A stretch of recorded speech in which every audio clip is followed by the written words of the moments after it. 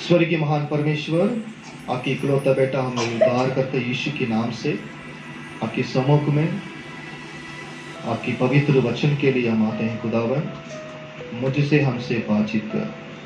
हे पवित्र आत्मा, जिस वचन के द्वारा आज हम जिंदा हैं, खुदा उसी वचन के द्वारा हमें आगे भी बढ़ाएं। धन्यवाद करते हैं आप हमारी प्रार्थना सुनने के लिए। यीशु मसीह के नाम से मांगते हैं पिता, आमीन आमीन आमीन। हालेलुया। प्रभु की धन्यवाद हो। सबको जय मसीह की। एक पास्टर ने प्रार्थना करने के लिए कहा था, एक बार इस धरती के लोगों को, हर एक जन को एक बार नरक को दिखाओ करके प्रार्थना किया था उसने। तो मैं बताना चाहता हूँ, मेरे अंदर भी कुछ विचार है। जब तक हर एक मसीह भाई बहन लोग, परिवार वाले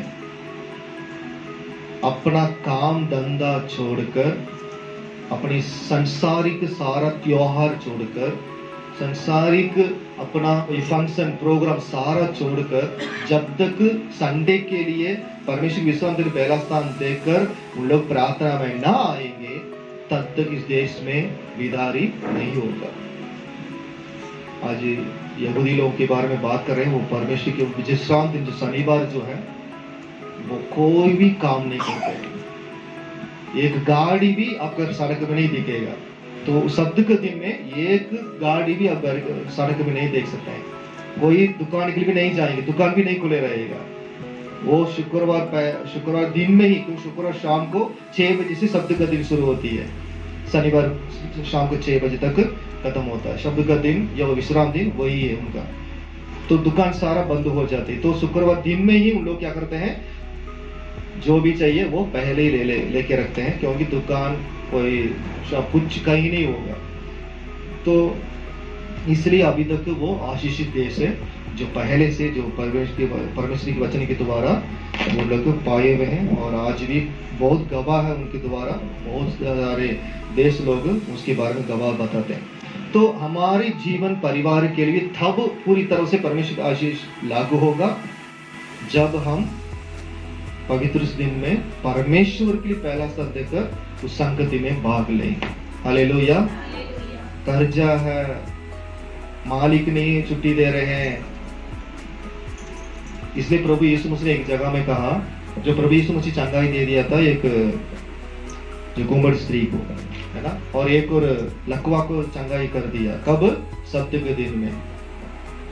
तब यहूदी लोग ने आके क्या कहा, आपने क्या बड़ा पाप कर दिया, सत्य के दिन में काम नहीं करना चाहिए था, अपने चंगाई एक क्यों ठीक कर दिया। वो ठीक होगी, इतने साल में वो बीमार था, वो ठीक होगी, उसके ऊपर नहीं था। लेकिन उनका क्या है, परमेश्वर के वचन को उल्लंघन कर दिया, मतलब सत्य के दिन नहीं माना करके। लेकिन प्रभु ने कहा, यदि तुम्हारे बीच में कोई भेड़ बकरियां कुएं में गिर जाए, क्या नहीं उठाएंगे इस दिन में? तो उसी प्रकार मैं भी सवाल करता, यदि हमारे बीच में कोई बीमार है, क्या आप हॉस्पिटल नहीं लेके जाएंगे? लेकिन कोई प्रभु के लिए पहला स्थान देकर उसको छुट्टी करने का या बात करने का, मैं पहले भी बताया, हमारी जो चर्च, बहुत सारे चर्चों में जो लोग विश्वास लोग जो विश्वास में जो इतना मजबूत होते हैं, चाहे कहीं भी चोट भी लग जाए, एक्सीडेंट भी हो जाए, उस पट्टी बांध कर प्रार्थना में आके अटेंड करते हैं। गाड़ी पकड़, कैसे भी टैक्सी पकड़ के आ जाते हैं, कोई उनका बहाना कहना नहीं चाहते हैं। और अपनी भवन प्रार्थना में मोबाइल स्विच ऑफ करके रखते हैं, और अगल बगल में किसी से बात भी नहीं करेंगे प्रार्थना के टाइम में। जैसे शुरू हो जाती प्रार्थना, जब तक आमीन की शब्द नहीं आएगा लास्ट प्रार्थना में, तब तक किसी से बात नहीं करेंगे, प्रभु और वो। आज हम वही नहीं देख, वो ऐसा चीज का बात नहीं देख पा रहे हैं। और साउथ में पूरे परिवार जाते हैं, इस हफ्ता बच्चे तुम जाओ, अगले हफ्ता मम्मी पापा हम जाएंगे, ऐसा शिफ्ट वहां नहीं होती है। वहां कंपनी में मुझे भी, मैं कंपनी में काम कर रहा था, मेरा मालिक मुझे डांटने का और कुछ इल्जाम लगाने का कारण क्या था पता है? मैं संडे में नहीं रुकता था। संडे में दुगुना वो मुझे सैलरी देने वाला था, मैं नहीं मानता था। मैं चला छुट्टी करके मैं प्रार्थना में चला जाता था। उसकी वजह से बहुत गुस्सा में ही था, लेकिन उसको तो एक्सीडेंट डेथ हो गया। जैसे मैं काम चला दूसरा हफ्ता उसका डेथ हो गया एक्सीडेंट में। तो इतना कुछ उसने बहुत कुछ बोला था उसने, क्योंकि ये जो आदत हमारे जीवन में होगा ना, तब हम हमारे जीवन में असली शांति और आशीषें, प्रभु की छुटकारा तब हम देखेंगे। शब्द का दिन हम कोई भी काम पर ध्यान नहीं लगाना चाहिए। हालेलुया। तो ये आदत हम डालना जब तक नहीं करेंगे, पहला यरूशलेम, फिर कहा यहूदिया, और फिर सामारिया, फिर पृथ्वी की चोर चोर तक। पहले अपने आप को तैयार करना है, अपने आप को सुधारना है, अपने आप को प्रभु की वचन में मिलाना है। उसके बाद परिवार, यहूदिया। हालेलुया। परिवार क्या है? यहूदिया। परिवार के अंदर नमूना बनकर परिवार को बनाना। समरिया, अन्य जाति। समरिया क्या है? अन्य जाति, पड़ोसी है, तुम्हारे पड़ोसी गली वाले या तुम्हारे साथ काम करने वाले सामरिया लोग, उनको तैयार करना है। उस तब प्रभु ने कहा फिर पृथ्वी की चोर चोर तक। हम खुद तैयार नहीं, पूरी दुनिया घूमने के लिए लोग प्लान बनाते हैं। परमेश्वर की योजना के बारे में मैंने बताया। हालेलुया। परमेश्वर की योजना क्या है? उनके अपने लोग आशीषित पाना है। हालेलुया। आशीष के अलावा बीमारी में रहना, कर्जा में रहना है, या लड़ाई झगड़ा में रहना है, अशांत में रहना है, और इस प्रकार हमेशा परेशानी में, दुख में है और टेंशन में है रहना, ये नहीं परमेश्वर की इच्छा। हालेलुया। पहले इस बातों को जाने। तो सच में मैं हैरान हूँ, मैं अचानक पिछले दिनों में ये वचन निकल तैयार करके रखा, उसी टाइम युद्ध शुरू हो गया इजराइल में। मैं इजराइल के बारे में, लोगों के, परमेश्वर लोगों के बारे में बात कर रहा था, उस दिन वहां भी युद्ध शुरू हो गया। अभी तक का हमारा प्रचार ये पुराने और इनकी बात है, ठीक है। परमेश्वर अपनी लोगों को आशीष करने के लिए ही वो चाहता है, उसके अलावा उनको दुख और परेशान करने के लिए नहीं चाहता, क्योंकि परमेश्वर हमेशा और प्यार करता है और उनकी हम सृष्टि हैं। ओके, उस वचन फिर एक बार हम याद करेंगे, बिलाम की उस वचन को, 24वां अध्याय, गीत की किताब 24वां अध्याय, उसका पहला 2 वचन ऊंची आवाज से पढ़ना। यह देखते कि यहोवा इस्राएल को आशीष दिलाना चाहता है, बिलाम पहले के समान शकुन देखने को न गया, परंतु अपना मुंह जंगल की ओर कर दिया। और बिलाम ने आंखें उठाई और इस्राएलियों को अपने गोत्र गोत्र के अनुसार बसे हुए देखा, और परमेश्वर का आत्मा उस पर। ओके, बिलाम देख लिया है, उसको मालूम हो गया है परमेश्वर इजराइल को आशीष दिलाना चाहता। हालेलुया। श्राप करने देने के लिए वो तैयार था, वो श्राप दे रहा था, लेकिन आशीष की वचनी उसके मुंह से निकला था। कारण क्या है? मैं पिछले हफ्ता बताया, क्योंकि इजराइल लोग कहां की वंश है? किसकी वंश है? अब्राहम की वंश। हालेलुया। अब्राहम की वंश के साथ साथ हम भी गिना जा रहे हैं, किसके द्वारा? प्रभु यीशु मसीह के द्वारा। हालेलुया। क्योंकि अब्राहम जिस प्रकार की एक आशीष के वंश के रूप में बुलाया गया है, और परमेश्वर की चरणों पर, परमेश्वर की वचने के अनुसार चलते हुए अपने सारे वंश को आशीष के रूप में वो बनाना चाहता है, उसी प्रकार परमेश्वर यीशु मसीह के द्वारा हमें भी और मुझे, आपको भी परमेश्वर आशीष की बारिश और आशीष की लोग बनाने के लिए परमेश्वर की एक योजना। हालेलुया। ये भी हमने देखा है, अब्राहम को परीक्षा परमेश्वर ने दिया है ना।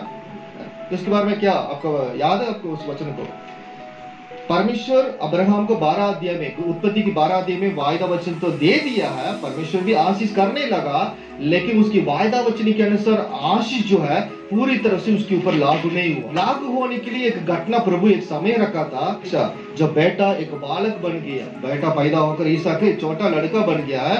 अब परमेश्वर कहने लगा 22वां अध्याय में, तुम क्या करो, अपना प्रिय पुत्र को मेरे लिए क्या करना है? बलिदान देना है।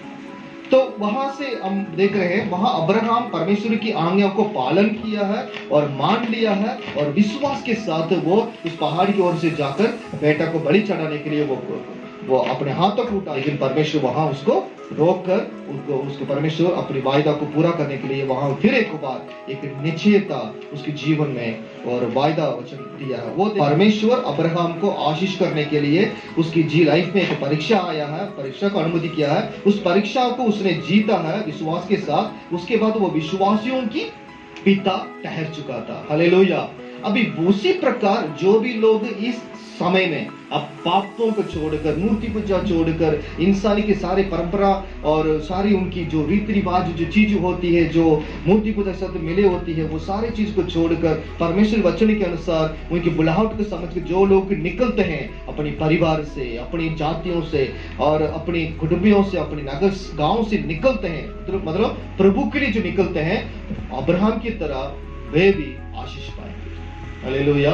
आज हमें क्यों लोग घृणा करते हैं? वजह है हम उनकी तरह नहीं करते, उनमें से अलग हो गए हैं, उनकी तरह हम नहीं चलते हैं, उनकी तरह नहीं कर पाते हैं, क्योंकि उनकी जो सालों सालों जो कर रहे हैं उस बात उनका आदत पड़ गया है, लेकिन हम पवित्र वचन के अनुसार चलने के कारण उनका वो इच्छा नहीं, इसलिए वो हमारे विरुद्ध बातचीत करते हैं, हमें अलग भी समझते हैं। फिर भी उसके बावजूद भी अब्राहम को जिस प्रकार की परमेश्वर एक अलग जाति बनाई, उनके वंश को आशीष किया है, उसी प्रकार मुझे और आपको भी परमेश्वर उसी प्रकार बनाने के लिए एक इच्छा रखा है। हालेलुया। इस बातों को अच्छी तरह से जाने और मन में बिठा कर रखे।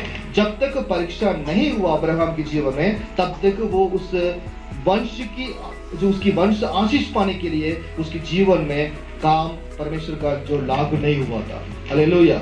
जब परीक्षा को जीता है उसने, उसके बाद ही परमेश्वर उसकी निश्चयता की एक वायदा वचन दिया है। अभी हम आएंगे, अभी बिलाम एक परमेश्वर को अच्छा जानने वाला एक व्यक्ति था, ठीक है। अब ध्यान से सुन लेगा, ये सारे बात जो बात मैं बताऊंगा उसको अपने लिए, अपनी लाइफ के लिए ले लेना, क्योंकि ये प्रकार की हमारे जीवन के लिए, उन्नति के लिए काम करे। बिलाम परमेश्वर के अच्छी तरह से जानने वाला एक व्यक्ति था, क्योंकि वचन में लिखा वो भविष्य होता, ठीक है। वो बाद में बताऊंगा कौन सी जगह कहाँ लिखा है।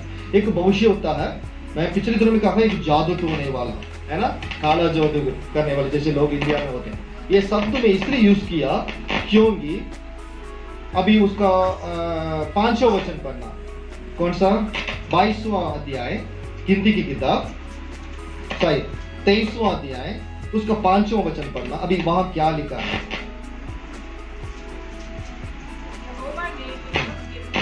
जी एक बात डाली और कहा, बालक के पास लौट जा और जो कहना, और वह उसके पास लौट कर आ गया और क्या देखता है कि वह सारे बस ओके, नहीं 5वां वचन सिर्फ देखिए।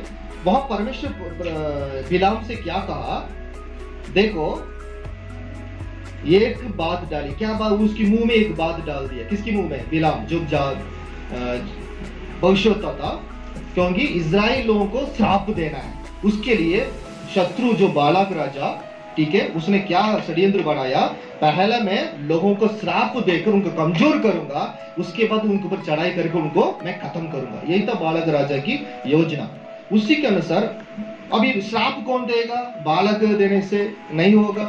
उसको मालूम है हमारे देश में एक व्यक्ति बिलाम, वो कुछ भी बोलेगा, उसका जीभ काला है ना। ऐसे हमारे लोग बीच में भी कुछ ऐसे लोग कुछ भी बोलेंगे हो जाएगा। लेकिन वो व्यक्ति के बारे में, उस व्यक्ति के बारे में सारे देश लोग जानते हैं और बालक जो अन्य देशवासी भी जानते हैं। बिलाम कहीं भी जाएगा, क्या है? श्राप जहां जिसको भी देता है वो श्रापित हो जाता है। ये पक्का उस सभी को मालूम था।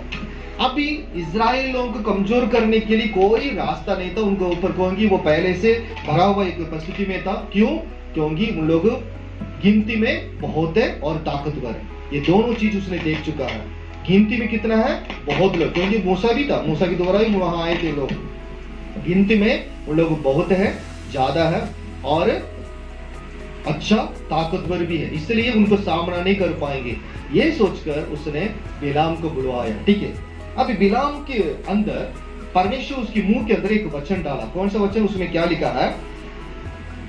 5वें वचन में यहोवा ने जी बिलाम के मुंह में एक बात डाला और कहा, जी बालक के पास लौट जा। यूं कहना, बस ओके, यूं कहना।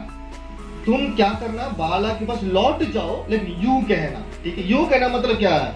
जो मैं कहता हूं उसी को ही कहना। हालेलुया। जो मैं कहता हूं उसी को ही कहना, ये बात, ठीक है। अभी हम दूसरे 20वां वचन में आएंगे, उसी में। अभी यहाँ क्या बात है? एक आशीर्वाद ही देने की आज्ञा जी मैंने पाई है, वह आशीष दे चुका है और मैंने उससे नहीं पलट सकता। ओके, अभी बता दिया उसने, मैं आशीष पाने के लिए मेरे मुंह पे क्या है, परमेश्वर से ये वचन पाया है, मैं वही कर सकता हूँ, और क्या मैं नहीं कर सकता हूँ, उसको मैं पलट नहीं सकता हूँ। ठीक है, अभी 16 वचन में आए, 16 वचन भी पढ़ना। और यहोवा ने बिलाम से भेंट की और उसने उसके मुंह में एक बात डाली, हाँ। बालाक के पास लौट जा और यूं कहना। हालेलुया।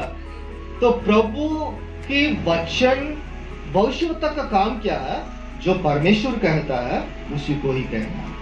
हालेलुया। परमेश्वर जो नहीं कहा ना, उस बातों को नहीं कहना। आज मैं क्यों इस बातों को ले आ रहा हूं, मैं ध्यान से सुन लेगा, ठीक है। हमारे जीवन मसीह में होकर भी हमारे जीवन में परमेश्वर की पूरी तरह से आशीष क्यों पूरी तरह से नहीं हो पाता है, क्यों लागू नहीं होती है, उसका कहीं इधर उधर कहीं छेद हो जाता है। हमारे मन, हमारे आंख, हमारे कान की वजह से, हमारे जबान की वजह से हमारे आत्मिक जीवन में छेद, कहीं ना कहीं दरारें निकल जाती है। उसकी वजह से नाव पानी में डूबने का वो बन जाता है। ठीक है, यहाँ बिलाम भविष्य होता है, बता दिया है भविष्य होता है, परमेश्वर को जानने वाला है। वो ये भी कहा जो परमेश्वर कहेगा वही कहूंगा, ये भी बता दिया राजा को। लेकिन अभी हम देख रहे हैं 3 बार वो फिर भी बालाक के राजा कहने से फिर भी वो जा रहा था। परमेश्वर उसको रोका था एक बार, तुम नहीं जाना करके, फिर भी वो जाने लगा।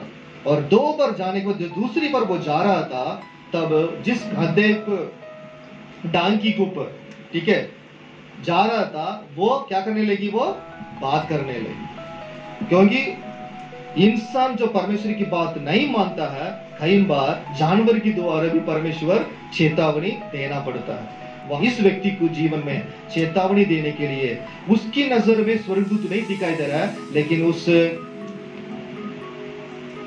डांकी की आंख में क्या है, दिखाई दे रहा है। स्वर्गदूत वहां तलवार के साथ वहां रास्ता में खड़ा है। तो वो दीवार में टकराने लगा और इसकी पैर को भी कुचलने लगा। उसकी वजह से दर्द होकर उसने क्या किया, उसको गधा को क्या कहा, वो मारने लगा।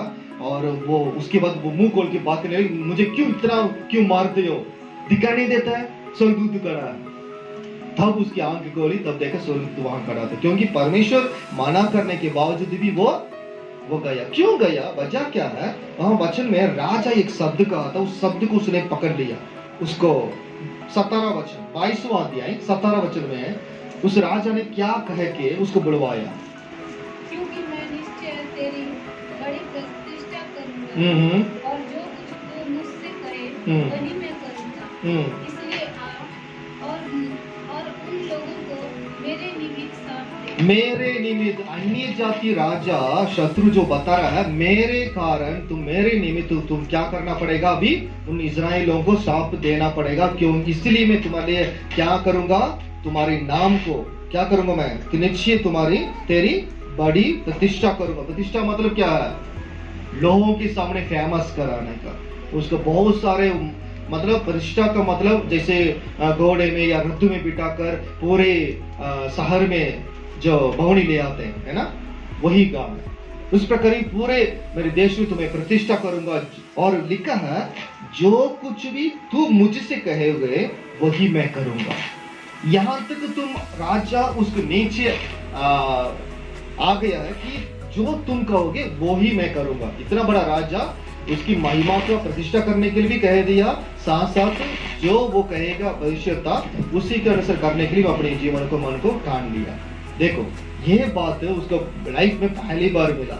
वाह, यदि मैं अभी कोने में बैठा हूँ जंगल में, अभी मुझे प्रतिष्ठा करेंगे, मैं सारे देशवासियों को पता चलेगा यहाँ बिलाम था, उसकी साथ से लोग, इतने बड़े झुंड लोग बर्बाद हो गए हैं और मारे गए हैं करके। तो ये सोच रहा था, लेकिन परमेश्वर की वचन क्या था, तुम साथ जाओ, लेकिन जो मैं कहता हूं उसी को ही कहना, ठीक है। लेकिन राजा जो बात कहा, तुम्हें प्रतिष्ठा करूंगा और तुम जो कुछ भी मांगोगे वही काम करूंगा करे, जैसे बता रहे, ये बात बार बार उसकी मन में रही है। तो जो वचन में उसकी लाइफ बर्बाद होने का, उसका लाइफ आगे ना बढ़ने के कारण यही हुआ। बिलाम ने क्या किया है, 3 बार परमेश्वर उसको यह बात कहने के बावजूद भी उसने आशीष करने के लिए नहीं गया, जब पहाड़ के ऊपर जो नीचे तराई में रहने वाले लोगों को देखकर वो सिर्फ श्रापित वचन ही निकाल रहा था, लेकिन वचन में लिखा प्रभु ही उसके अंदर आशीष करने का जबान क्या है दे दिया, आशीष करने का शब्द वो निकलवा दिया, वचन में लिखा है। तो वो कोशिश कर रहा था राजा कहने पर श्राप देने के लिए, लेकिन परमेश्वर उसकी जबान में आशीष करने का वचन डाला करके लिखा। इसलिए तो उसको चेतावनी हृदय के द्वारा मिला है, और उसके बावजूद भी वो वहां उस लालच में उस राजा की उस शौरत की बातों को सुनकर उसने वो वहां जाकर उस लोगों को श्राप देने के लिए निकल पड़ा। ठीक है, अभी बिलाम के बारे में कुछ बात मैं बताना चाहता हूँ, ध्यान से सुन लेगा। बिलाम परमेश्वर का अच्छा जानने वाला, मतलब परमेश्वर के ऊपर विश्वास करने वाला नहीं, लेकिन परमेश्वर को जानने वाला। जैसे हमारे अगल बगल लोग में ऐसे लोग जानते हैं ना, कैसे क्या है जानने वाला और भविष्यता भी था। ठीक है, मैं जो कहता हूँ वही कहने के बावजूद भी उसने क्या कहा, क्या किया, राजा के अनुसार, राजा बालक जैसे जैसे उसको जो लालच दिखाया उसी प्रकार उसने क्या किया है, शाप वचन देने के लिए वो निकल पड़ा था। लेकिन हर जगह में परमेश्वर उसको रोककर उसकी श्रापित उस वचन को आशीष में बदला है। ठीक है, उसकी वजह से क्या हुआ है, उसके जीवन में क्या क्या हुआ मालूम है। उसने, हम देख रहे हैं परमेश्वर के लोग सिर्फ आशीष ही पाया। ठीक है, तो न्याय की किताब में और आप गिनती और लेवी व्यवस्था में कई जगह में आप देख सकते हैं, जहां जहां परमेश्वर के लोग परमेश्वर की बातों को नहीं माना, वहां वहां परमेश्वर क्या कर दिया, उनको शत्रुओं के हाथों में दे दिया था। ठीक है, लेकिन उस जगह में मूसा के द्वारा वहां उन लोग जब उस अमोनी देश के सामने जो आए थे, वहां लोग के बीच में कोई इतना गड़बड़िया नहीं था। इसलिए प्रभु अपनी लोगों को, अपनी प्रजा के लिए उस बिलाम के पास आना पड़ा, उससे बात करना पड़ा, तुम साथ तो जाओ, नहीं तो मैं जो कहता हूं वही कहना करके कहना पड़ा। हालेलुया। परमेश्वर यदि बिलाम से ना मिले होते, लोग इस्राएल स्थापित हो जाना था और बालक राज्य चढ़ाई करके उनको खत्म करना था। यहाँ वचन में देख रहे हैं, बिलाम से परमेश्वर मिलकर बात करने के लिए इसलिए आया क्योंकि वो अपनी लोगों से बेहद प्यार करता था, क्योंकि उन लोग चुने हुए लोग थे। हालेलुया। क्योंकि उन लोग बुलाए गए हुए लोग थे। फिरौन राजा के हाथों से बचाकर परमेश्वर यहाँ तक लेके आया, अभी बालक राजा खड़ा हो गया। आपको मालूम है, इसी प्रकार हमारी लाइफ में काफी बार जैसे बालक राजा या फिरौन राजा, जिस प्रकार की आकाशवर, जैसे नेबुकदनेस्सर, इस प्रकार के राजा लोग के समान बहुत लोग खड़े होंगे। हो सकता है गोलियत की तरह बड़े अट्टे कट्टे लोग भी तलवार के साथ आके खड़े होंगे। हालेलुया।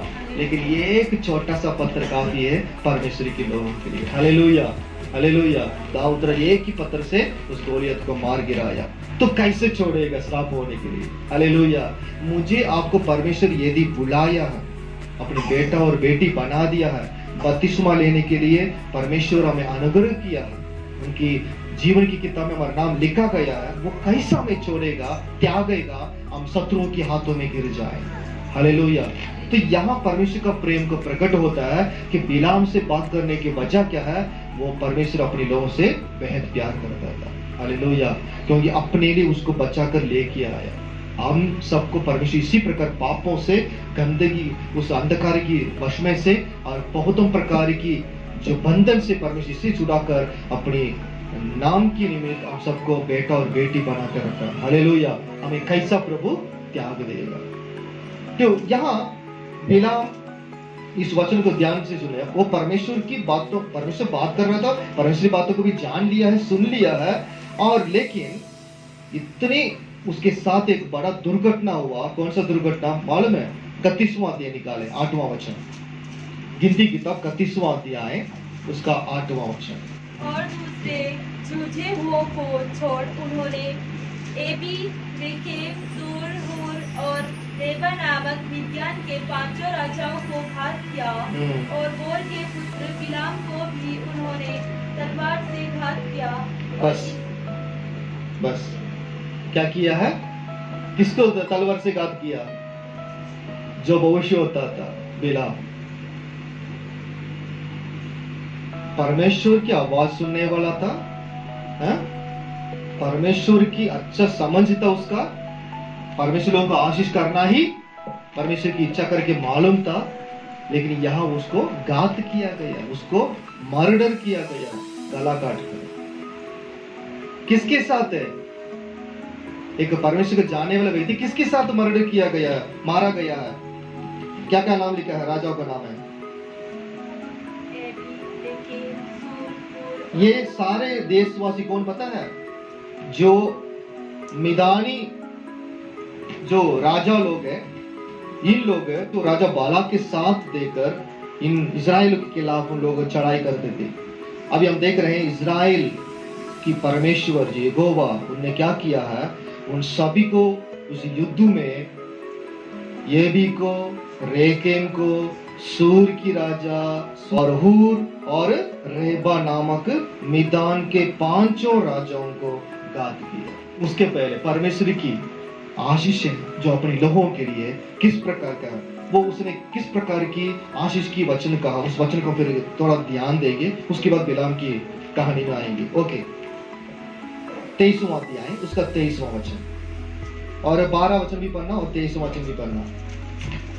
कोई जन पढ़े 12 वचन, 23 का 12, गिनती की किताब 23वां अध्याय 12 वचन जी। जो बात यहोवा ने मुझे सिखलाई, क्या मुझे उसी को सावधानी से बोलना न चाहिए? देखो ठीक ठीक जवाब दिया, स्पष्ट रीति से जवाब दिया। देखो परमेश्वर जो शब्द मुझे दे रहे हैं बताने के लिए, उसके अलावा मैं क्या कैसे बता सकता हूँ?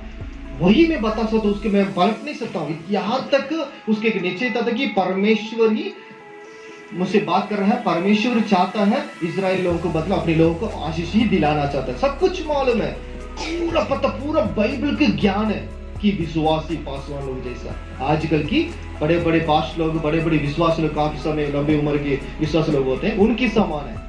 बिलाम का सब कुछ मालूम है, ठीक है। अभी 23वां वचन में, ठीक है, उसने पहले कर दिया, जो प्रभु मुझे सिखाएगा वही मैं सावधान से बोलना, एक शब्द भी मैं पलट कर गलत झूठ नहीं बोलना मेरी भलाई के लिए। यहां तक उसने स्पष्ट रूप से बता दिया। लेकिन वो बिलाम अभी 23वां वचन में क्या कहने लगा, बताना। निश्चय कोई मंत्र जी याकूब पर नहीं चल सकता जी, और इस्राएल पर भावी कहना कोई अर्थ नहीं रखता, परंतु याकूब और इस्राएल के विषय में अब यह कहा जाएगा कि ईश्वर ने क्या ही विचित्र काम किया है। निश्चय कोई मंत्र याकूब पर नहीं चल सकता। हालेलुया। याकूब कौन है? अब्राहम की बेटा, अब्राहम, इसहाक, याकूब। हालेलुया। अब्राहम की मनुष्य। प्रभु वायदा कर दिया, तुम्हारी नगरों को 22 के 17 में अब्राहम से क्या कहा? शत्रु तुम्हें सामना नहीं कर पाएंगे। हालेलुया। तुम शत्रुओं की नगरों की अधिकारी ठहरेगा। प्रभु कह दिया याकूब क्या करेगा? याकूब मतलब अब्राहम से वायदा किया, अभी उनके वंश के साथ भी वही आशीष पूरा हो रहा है। कैसे हो रहा है? यहाँ लिखा, प्रभु ने कह दिया, निश्चय कोई मंत्र याकूब पर नहीं चल सकता और इजराइल पर भावी कहना कोई अर्थ नहीं रखता, परंतु याकूब और इजराइल के विषय में अब यह कहा जाएगा कि ईश्वर ने क्या ही विचित्र काम किया। अभी तक कोई ऐसा ईश्वर प्रभु भगवान कहने वाले जो काम नहीं किया है, ऐसे इतिहास में एक बड़ा काम किया है। इजराइल लोगों को कोई भी मंत्र तंत्र श्रापित कमजोर नहीं कर सका। हालेलुया। ताली बजाकर प्रभु को धन्यवाद करें। हालेलुया, धन्यवाद परमेश्वर। तो मेरे ऊपर, आपके ऊपर भी कैसा किया जाएगा? हमारे ऊपर भी तंत्र मंत्र, कई लोग बहुत हो सकता है हमारे ऊपर कुछ किया हो, इसलिए डाउट आती है क्योंकि आप हमारी लाइफ में उतना विश्वास नहीं है, इतना वचन की जानकारी नहीं, इतना हिम्मत भी नहीं। उसकी वजह से कई बार हमारे मुंह से ये बात निकल जाती है, लेकिन वचन कहती है ऐसा कोई तंत्र, कोई भावी कहना नहीं चलता है। हालेलुया। किसके ऊपर है? जो असली मसीह लोगों के ऊपर, जो परमेश्वर की वचन के अनुसार चलते हैं, उनके लिए परमेश्वर ही। चाहे हो सकता है हमारे अकेला में छोड़ दिया हो परिवार, इजराइल को भी अकेला छोड़ दिया, सारे देश लोग अकेला ही उन लोग कनान देश की ओर से जा रहे थे, कोई साथ नहीं था उनके देशवासी कोई। हालेलुया। लेकिन परमेश्वर साथ दिया, हमारे लिए वो काफी है। मैं इसलिए कई बार यही सोच के प्रार्थना करता हूँ, प्रभु कोई भी साथ दे ना दे, समझे ना समझे, प्रभु आप हमारे साथ, हमें समझे, ये काफी है। हमेशा यही मैं कहता हूँ, वैसे मैं आराधना भी यही कहता हूँ। तो उसी प्रकार वचन में लिखा है याकूब और इजराइल के विषय में अब यह कहा जाएगा ईश्वर ने क्या ही विचित्र काम किया है। हालेलुया। तो यही गवाही आपके शत्रु अपने मुंह से बोलना है। हालेलुया। जो आपको ना चाहने वाले, आपके खिलाफ खड़े होने वाले, आपके खिलाफ बातचीत करने वाले हर एक जवान यही बोलना है, इनका परमेश्वर कैसा विचित्र काम कर रहा है। हालेलुया। तो इसलिए प्रिय परमेश्वर के लोग, इस बात को आप अच्छी तरह से समझ कर प्रभु को धन्यवाद करें, मेरे साथ यहोवा परमेश्वर है। हालेलुया। मुझे बचाने वाला, मुझे रक्षा करने वाला, मुझे आगे आशीष की देश की ओर से चलाने वाला परमेश्वर मेरे साथ है, वो काफी मेरे जीवन के लिए। ये हमेशा आप एक निश्चयता के साथ आप विश्वास में आगे बढ़ने के लिए एक साधन के रूप में रखना। हालेलुया। 20 और 21 में, देख आशीर्वाद ही देने की आज्ञा मैंने पाई है, वो आशीष दे चुका है और मैं उसे नहीं पढ़ सकता। उसने याकूब में अनर्थ नहीं पाया। यहां ध्यान से सुने, यही बातें मैं पहले बताया। जब गलतियां होती है परमेश्वर उनको शत्रु के हाथ में छोड़ देते थे, लेकिन यहाँ इस समय जो बिलाम राजा श्राप करने के लिए नियुक्त किया गया बालक राजा के द्वारा, वो वचन में लिखा है, इज़राइल में कोई भी अनर्थ काम नहीं पाया। अनर्थ बात क्या है? जो परमेश्वर करने के लिए कहा उसको नहीं करते हैं। प्रभु ने कहा विश्वास करो मैं तेरे साथ हूं, लोग कहेंगे प्रभु नहीं होगा, हम लोगों के ऊपर विश्वास करें। ये क्या हो गया है? प्रभु ने कहा मेरे ऊपर विश्वास करो, लेकिन हम क्या करें? प्रभु को छोड़कर लोगों के ऊपर विश्वास करते हैं। ये क्या बन गया है? अनर्थ बातें।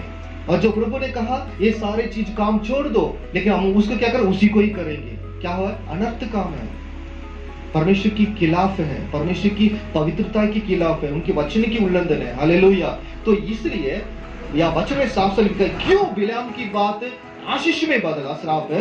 वजह है याकूब में अनर्थ नहीं पाया और ना इज़राइल में अन्याय देखा है। भाई बहनों के खिलाफ, परिवार के खिलाफ, बाप बेटे के खिलाफ, माँ पति पत्नी या दूसरे परिवार के खिलाफ ऐसे अन्याय करने वाला उस वक्त कोई नहीं था। सभी मिलजुल के रहते थे। यहाँ वचन में लिखा है अन्याय उन लोग को कभी नहीं देखा। हालेलुया। यदि उन लोग अन्याय करते होंगे या उनके पीछे कोई अनर्थ काम होगा तो बिलाम से परमेश्वर बात नहीं करना था, रोकना ही नहीं था। तो जाओ श्राप करो मेरे लोग, तब तो सुधरेंगे करके छोड़ना था, लेकिन प्रभु ऐसा नहीं किया। हालेलुया। आज में हमारे लिए भी ये बात है, यदि हमारे जीवन में कोई गलत है, परमेश्वर के खिलाफ कोई बात है, तो जितना भी हम प्रार्थना हो सकता है उसका प्रार्थना उत्तर टाइम लगेगा। हालेलुया। हो सकता है उसकी वजह से आशीष की बदले और कुछ शैतान हमारे जीवन ला सकते हैं। इसलिए यदि अनर्थवत अन्याय काम यदि हमारे जीवन नहीं होता है, परमेश्वर हम पर और भी कृपा करेगा और भी आशीष की ओर से हमें बढ़ाएगा। ओके, अभी यहाँ परमेश्वर की आशीष क्या है हम सारी बात देख लिया है। अभी बिलाम की पास आएंगे और परमेश्वर के वचन भी कहती है, यशायाह की किताब उसका 54 में और उसका 17 वचन, परमेश्वर के लोगों के खिलाफ खड़े होने वाले हर एक हथियार परमेश्वर वायदा किया। हालेलुया। इस वायदा वचन को आप थोड़ा लाइन मार करके रखना। उस वचन को पढ़ना 54 का 17। जितने हथियार तेरी हानि के लिए बनाए जाएं, उनमें से कोई सफल ना होगा। बस हालेलुया। जितना भी हथियार है, नया नया रूप में, नया समस्या शैतान लेके आए लोगों के द्वारा। हालेलुया बोले हालेलुया। जितनी भी प्रकार की वो कितना रूप में भी हो, प्रभु को वचन कहता है वो सफल नहीं हो पाएगा। हालेलुया।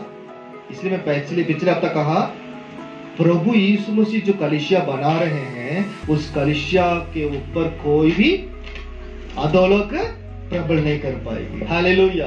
तो इसलिए आज इस बात को अच्छी तरह से मन में रखना है, मैं परमेश्वर का जन हूं, मैं परमेश्वर का हम परिवार है, हम परमेश्वर की मंडली है, मैं परमेश्वर की बेटी और बेटा हूं। तो परमेश्वर यदि मेरे साथ है, मेरे खिलाफ कोई भी वेपन्स, एवरी वेपन्स या हर एक जो हथियार जो भी मेरे खिलाफ बनाया जा रहा है वो सफलता नहीं होगी।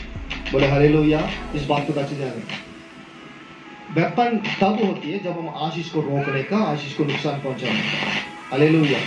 लेकिन इस बात को जाने, हमारे आशीष को ना तो कोई हथियार रोक सकता है, ना तो हमें कोई हथियार नुकसान पहुंच सकता है। हालेलुया। ये है परमेश्वर का काम जो उसको रोकने का। इसलिए इस वायदा वचन को अपनाए। इस्राएल लोगों को परमेश्वर अपने लोगों को रक्षा करने का, बचाने का, आशीष करने का कारण क्या है? क्योंकि परमेश्वर उनके संग संग चला, उनके अंदर कोई अन्याय नहीं था, कोई अनर्थ नहीं था। लेकिन आशीष की वचन कहने वाला बिलाम क्या कर दिया? क्यों उसको मार डाला गया है? इस वचन का ऊपर हम थोड़ा अब ध्यान देने वाले हैं। हालेलुया। ठीक है, आपको मालूम है बिलाम के साथ सिर्फ 5 राजा लोग नहीं है, 24,000 लोग मारे गए। उसमें लास्ट में बाद में आपको मालूम हो जाएगा, पढ़ेंगे तो। ठीक है, अभी टाइम नहीं। 24,000 लोग मारे गए इस युद्ध में। कौन ये लोग है? जो 5 राजा लोग आए मिदानी देशों से, उन 5 राजाओं के साथ जो सेना थे, वो सारे सेनाओं सारा कुल मिलाकर 24,000 लोग थे। सभी लोग मारे गए राजा के साथ। बोले हालेलुया। एक शत्रु को भी नहीं रख छोड़ा, और साथ साथ बिलाम को भी मार गिराया। कारण क्या है? अभी आएंगे। प्रकाश वाक्य की किताब कहाँ लिखा है? बाइबल की आखिरी किताब में लिखा है बिलाम के बारे में, उसने क्या किया है। दूसरा अध्याय, प्रकाश वाक्य की किताब, उसका दूसरा अध्याय, उसका 14 वचन। पर मुझे तेरे विरुद्ध कुछ बातें कहनी है क्योंकि जी तेरे यहाँ कुछ ऐसे हैं जो बिलाम की शिक्षा को मानते हैं, जी। जिसने बालाक को इस्राएलियों के आगे ठोकर का कारण रखना सिखाया कि वे मूर्तियों पर चढ़ाई गई वस्तुएं खाए और वे विचार करें। बस बिलाम है, ध्यान से सुन लेगा। 24वां अध्याय में हम देख रहे हैं गिनती की किताब में, वो श्राप देने वाला था। लास्ट में वो आशीष ही दिलाना चाहता परमेश्वर इन लोगों को करके, वो साफ साफ बता दिया। 2 बार उसने परमेश्वर की बातों को नहीं माना, फिर भी वो राजा की लालची की बातों को याद करते हुए निकल रहा था। लेकिन लास्ट में हम देख रहे हैं 24 अध्याय की बात आप देखेंगे, बहुतों इस्राएल लोग ठोकर खाने का कारण बना। क्या कर दिया है? पहला मूर्ति पूजा करने के लिए मजबूर कर। कौन सा? दूसरे देशों की आराधना अंदर लेके आया। कौन है? बिलाम। 24 अध्याय तक अच्छा काम किया, लेकिन उसने बाद में क्या कर दिया है? इजराइल लोग परमेश्वर को छोड़कर भटक जाने का एक बड़ा एक हथियार बन गया है बिलाम। कौन सा काम कर दिया उसने? लोग मूर्ति पूजा में गिरने के लिए रास्ता खोल दिया है। और विपक्षा, परमेश्वर जिंदा खुदा यहाँ पे है, उस जगह में और किसी नाम की मूर्ति को लेके आया, किसी देवता किसी नाम को लेके आया। वो क्या बन गया? अभी आज हमारा देश पापों में बढ़ जाने का और क्रूरता आत्मा में और बेचारे आत्मा में बढ़ने का कारण क्या है? मूर्ति पूजा। इन वचन में लिखा है। हालेलुया। ओके, इस बातों का हम जानना जरूरी है। ओके, 14 वचन में लिखा है पवित्र शास्त्र में, दूसरा अध्याय प्रकाश वाक्य की किताब, उसका 14 वचन में लिखा है, ये कलीसिया के लिए। कौन सी कलीसिया? ये फिरगमुन कलीसिया के लिए चेतावनी बात है। उस कलीसिया के अंदर ये उसका उपदेश आ चुका था, उसका शिक्षा आ चुका था। कौन सी शिक्षा यहाँ लिखा है? वो शिक्षा के बारे में नहीं, क्योंकि जो भरमाने का और लोगों को ठोकर खिलाने का एक शिक्षा इजराइलों के बीच में आ चुका था। यहाँ लिखा है, इजराइलों के आगे ठोकर का कारण रखना सिखाया कि वे मूर्तियों पर चढ़ाई गई वस्तुएं खाएं और व्यभिचार करें। तो यहाँ वचन में कहा, उसने बिलाम ने क्या कर दिया? मूर्ति को चढ़ाई हुई चीज को भी खाने के लिए मजबूर कर दिया। क्या ना पासी जी, हमारे बच्चे घर में कुछ नहीं बनाया ना, इसलिए बच्चे को भेज दिया वहां खाने के लिए। कहाँ? लंगर में। क्या ना पासी जी, हमें मालूम नहीं था बच्चों को किसने कहाँ लेकर गया खाने के लिए। तो बच्चों को सही शिक्षा हम नहीं देंगे, चेतावनी नहीं देंगे, उनको अच्छा समझाएंगे नहीं, कैसे वो लोग मानेंगे? हालेलुया। तो ध्यान से सुन लेना, क्योंकि इस बातों को, क्योंकि यदि पवित्र की वस्तुओं को, जो चढ़ाई वस्तु को खाने के लिए मजबूर किया और व्यभिचार करने के लिए उसने मजबूर किया, और सभी लोगों को ठोकर का कारण, मतलब परमेश्वर से भटक जाने का, परमेश्वर से दूर जाने का कारण बन गया। इसलिए 24वां अध्याय में तक उसका वचन ठीक था, उसके 31वां अध्याय तक उसका जीवन खराब था और दूसरों को भी भटकाया, उसकी वजह से प्रभु उसको खत्म कर दिया। हालेलुया। आपको मालूम है दूसरा पत्रस उसका दूसरा अध्याय में एक वचन लिखा है, और एक और जन निकाल कर रखे, मीका की किताब 6 अध्याय उसका 5वां वचन। पहला पढ़े दूसरा पत्रस उसका दूसरा अध्याय, दूसरा पत्रस दूसरा अध्याय 15। मैं पढ़ता हूं। वे सीधे मार्ग को छोड़कर भटक गए हैं और बाओर के पुत्र बिलाम के मार्ग पर हो लिए हैं, जिसने अधर्म की मजदूरी को प्रिय जाना पर उसके अपराध के विषय में उलाना दिया गया। यहां तक कि आबोल गदही ने मनुष्य की बोली से उस भविष्यता को उसके बावलेपन से रोका।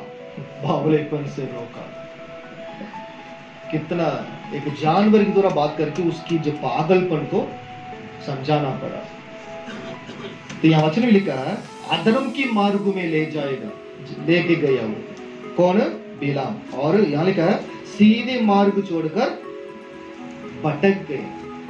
ऐसा आजकल मैं कहीं अभी देख रहा हूं, बाइबल से बाहर चले गए कुछ पास लोग, भविष्यता लोग।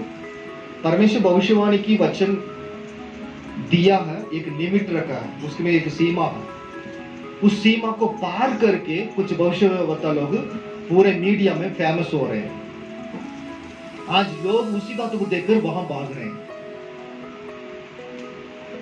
अभी एक नया अभिषेक आया, कौन सा अभिषेक? कुर्सी का अभिषेक। मैं नाम नहीं बताना चाहता। उस कुर्सी में वो बैठेगा, एक व्यक्ति उछल कर गिरेगा, वो जाने को दूसरा बैठेगा, उछल के गिरेगा। कुर्सी का अभिषेक। और भी कुछ था, पता नहीं उन लोग कर रहे हैं ना, नारियल का, विभूति का, शायद ये भी लेके आएंगे, नारियल का अभिषेक ले आएंगे, करची का अभिषेक लेके आएंगे, जो बाइबल में है ही नहीं। ऐसा वैसा जो बात निकाल कर लोगों को भरमाते हैं। इसलिए बिलाम की चेतावनी प्रकाश वाक्य तक पहुंच गया मेरे लिए आपके, क्योंकि वो भी कलीसिया के अंदर है। आज कलीसिया लोग भटक जाने का, बिलाम की आत्मा बहुतों पासवान और भविष्यता के अंदर आज पूरे हमारे देश में ऐसे अलग अलग जगह में बहुत फैल रहा है। ऐसे जो काम, ध्यान से रहना, आप किसी हावी में ना फंसे, ठीक है। इसलिए घर पे जो हमारे हाथ में दिया परमेश्वर, उस बाइबल का अच्छी तरह से पढ़े और सच्चाई को जाने, एक ही जगह में अपना परमेश्वर के वचन को शिक्षा पाए और समझे। हालेलुया। ओके, पत्रस में लिखा है उसने क्या करे? अधर्म की मजदूरी को प्रिय जाना। कौन सा मजदूरी? जो राजा ने कहा ना, मैं तुम्हें बहुत प्रतिष्ठा करूंगा और क्या करूंगा, और जो भी तुम कहोगे वो मैं उसको करूंगा। उसकी मजदूरी से वो प्रिय जाना, उसकी वजह से उसका लाइफ भी बर्बाद हुआ, जो उनके साथ लोग थे उन लोग भी बर्बाद हो गए। और आगे 16 वचन में लिखा है पर उसके अपराध के विषय में उलाहना दिया गया है। कौन सा उलाहना? वो गधे की द्वारा वो बोलना पड़ा, उसके बावजूद भी हम देख रहे हैं उसके चेतावनी को भी नजरअंदाज करके उसने उसको उस वचन को ध्यान नहीं दिया। उसकी वजह से लास्ट में 31वां अध्याय में वो मार गिराया। इसलिए हमारे लिए कई बार जब चेतावनी वचन आती है उसको मजाक ना समझें, उस बातों को हम ग्रहण करें। हो सकता है हमारे जीवन के भविष्य के लिए प्रभु ने कुछ इन दासों से या इस लीडर से या बड़ों से कहा होगा करके उस बातों पर क्या करना है, मन लगाएं और प्रार्थना करें। अभी आखिरी में एक वचन पढ़ेंगे, 6 अध्याय, मीका की किताब 6 अध्याय और 5वां वचन। हे मेरी प्रजा, जी, स्मरण कर मोआब के राजा बालाक ने तेरे विरुद्ध कौन सी युक्ति की और बोर के पुत्र बिलाम ने उसकी क्या सम्मति की। ओके, ध्यान से सुनेला। रिमेंबर हिम, याद करना, स्मरण करना। मेरे लिए आपके लिए प्रभु बिलाम को याद करने के लिए एक वचन दे के रखा। बिलाम की तरह ना तो भरमाए जाए, ना तो बिलाम की तरह दूसरों को ना भरमाए।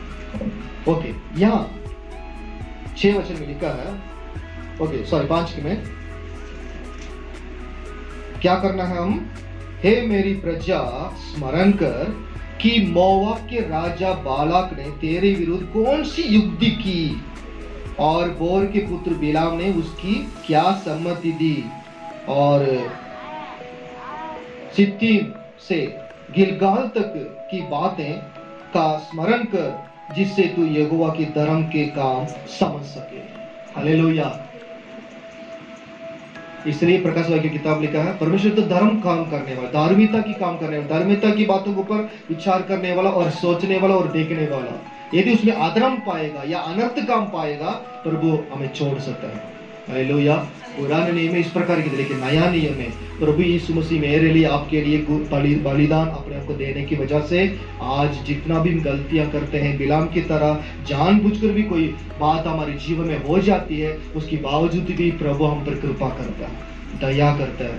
उसके लिए एक समय हमारे लिए रखा है। एक वचन कहा है, एक मालिक आकर कहा अपनी दासों से, उस खेतों में जो एक पेड़ था पूरी जगह को ढके रखा था, दास उस मालिक ने कहा, दासों से क्या कहा, उस पेड़ को काट के फेंक दो, उसमें कोई भी फल नहीं दिख रहा हूं मैं, क्या काट के फेंक दो।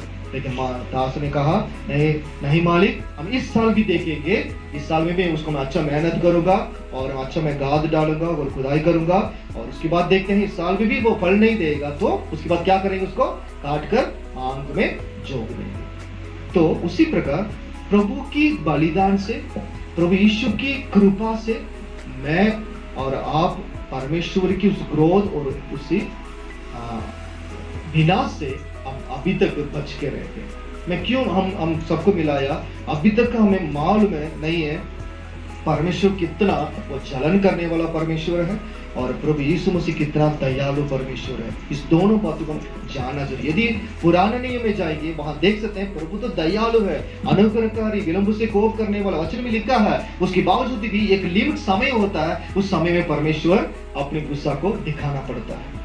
वहां लोग, बहुत सारे लोग मारा जाते हैं, लेकिन नया नियम में ऐसा कहीं भी घटना नहीं होती है। हालेलुया।